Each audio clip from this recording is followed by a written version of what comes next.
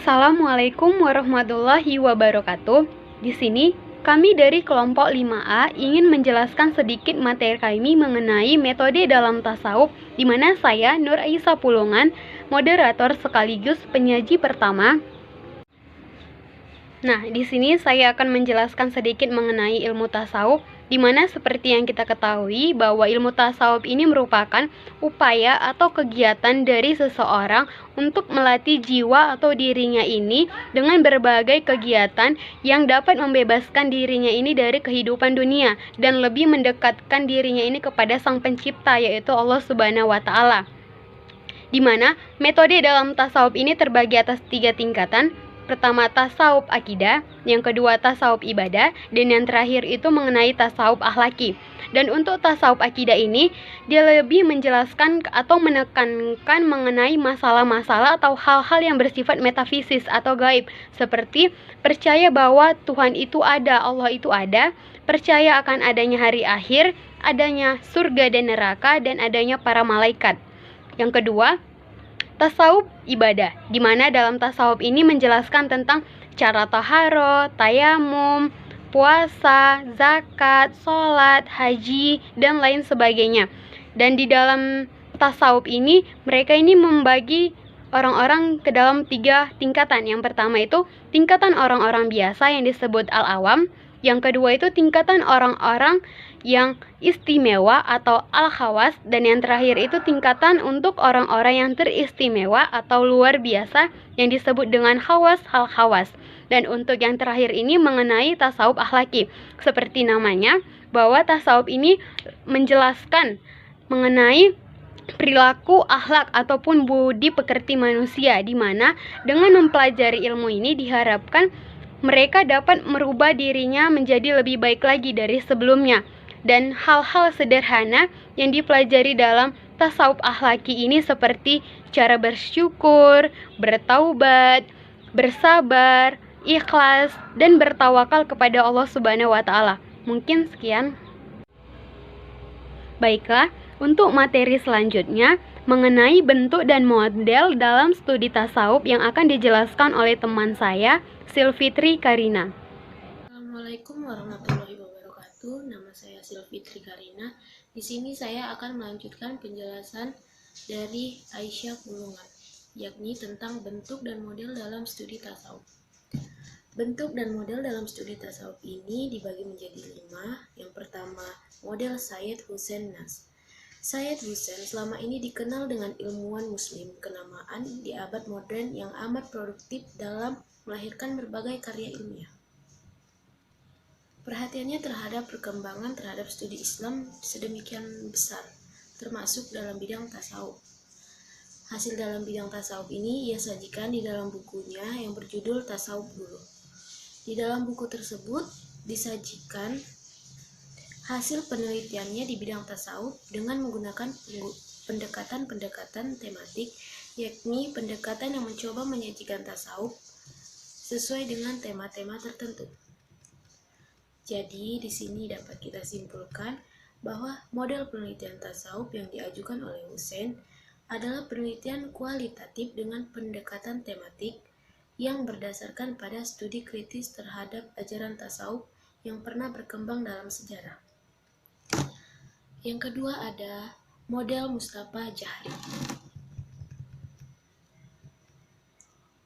Mustafa Jahri memusatkan perhatiannya terhadap tasawuf dengan menulis buku dengan judul Kunci Memahami Ilmu Tasawuf. Penelitian yang dilakukannya bersifat eksploratif, yakni menggali ajaran tasawuf dari berbagai literatur ilmu. Dalam bukunya disajikan tentang kerohanian yang di dalamnya dimuat tentang kehidupan Nabi Muhammad SAW. Selanjutnya ada model Kausar Azhari Nur. Penelitiannya yang ditempuh Kausar adalah studi tentang tokoh pemahaman yang khas, Ibnu Arabi dengan pahamnya Wahdat al-Wujud. Penelitian ini cukup menarik karena dilihat dari segi paham yang dibawakannya, yaitu Wahdat al-Wujud telah menimbulkan kontroversi di kalangan para ulama karena paham tersebut dinilai membawa paham reinkarnasi atau paham serba Tuhan. Yang keempat ada Model Harun Nasution. Harun Nasution, guru besar dalam bidang teologi dan filsafat Islam, juga menaruh perhatian terhadap penelitian bidang tasawuf. Hasil penelitiannya dalam bidang tasawuf ia tuangkan antara lain dalam bukunya berjudul Falsafat dan Mistisme dalam Islam. Penelitian yang dilakukan oleh Harun Nasution pada bidang tasawuf ini mengambil pendekatan tematik, yakni penyajian ajaran tasawuf disajikan dalam tema jalan untuk dekat pada Tuhan, juhud dan stasiun-stasiun, al-mahabbah, al-ma'rifah, dan al-fana. Penelitian yang menggunakan pendekatan tematik tersebut terasa lebih menarik karena langsung menuju kepada persoalan tasawuf dibanding dengan pendekatan yang bersifat tokoh. Yang kelima ada model A.J. Arbery.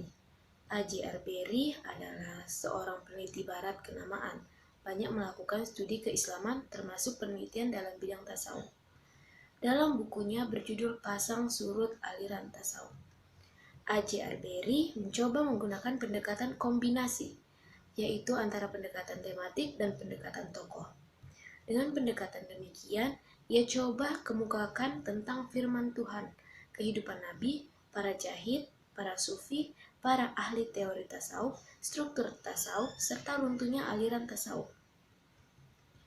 Dari isi penelitian tersebut, tampak bahwa A.J. Arbery menggunakan analisis kesejarahan, yakni berbagai tema tersebut dipahami berdasarkan konteks sejarahnya.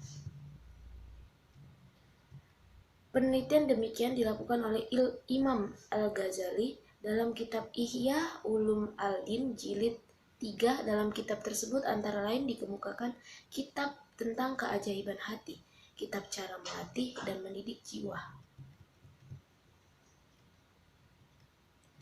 Demikian yang dapat saya sampaikan, selanjutnya akan dilanjutkan oleh Gariza Anissa. Assalamualaikum warahmatullahi wabarakatuh. Dan yang terakhir akan dijelaskan oleh teman saya, Gariza Anissa, mengenai apa itu manfaat dan tujuan dalam mempelajari ilmu tasawuf. Baiklah, selanjutnya materi yang akan saya sampaikan yaitu manfaat mempelajari tasawuf. Yang pertama, manfaatnya seseorang dapat membersihkan hatinya. Yang kedua, seseorang akan memiliki sikap yang baik dan berjiwa dermawan. Yang ketiga, hatinya akan tenang dan damai. Yang keempat, dapat mengetahui alam yang gaib. Yang kelima, seseorang akan memiliki sikap budi pekerti yang baik dengan sesama. Yang keenam, sebagai pembersih dan pensuci hati dan jiwa. Yang ketujuh, penghubung antara ilmu tasawuf dengan aspek batin manusia. Yang terakhir, menguatkan kesucikan dalam bermusyahadah dengan Allah Subhanahu wa Ta'ala.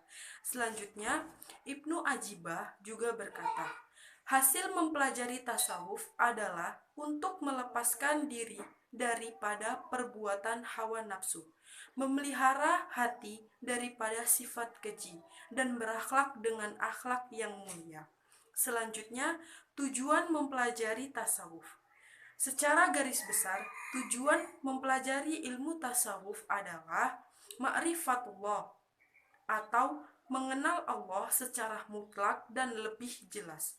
Adapun yang dimaksud dengan ma'rifatullah yaitu dalam pandangan tasawuf. Yang pertama, ma'rifah billah, yaitu melihat Tuhan dengan hati mereka secara jelas dan nyata.